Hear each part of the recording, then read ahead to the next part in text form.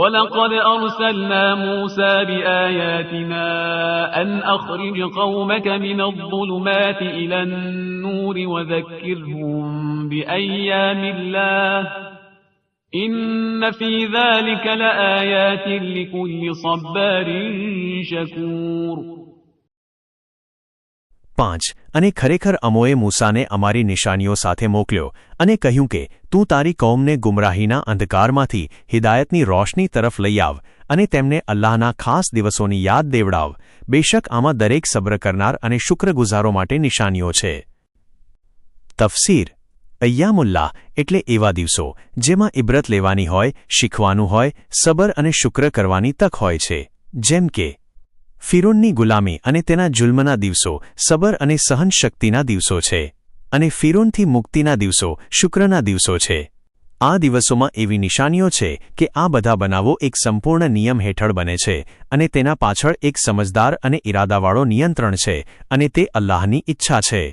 આ નિશાનીઓને ફક્ત તે લોકો સમજી શકે છે જે સબર અને શુક્ર કરનાર હોય છે.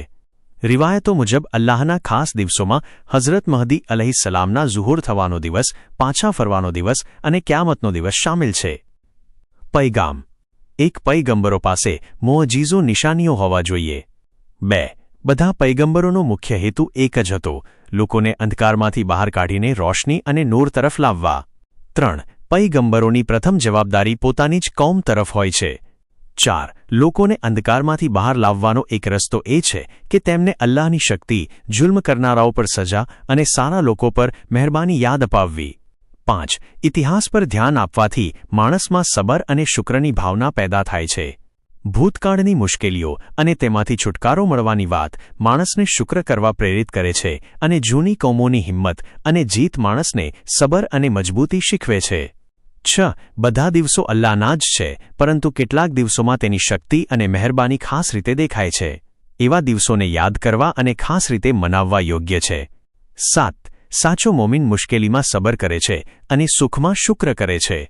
8 સબર માણસને સત્ય સમજવામાં મદદ કરે છે.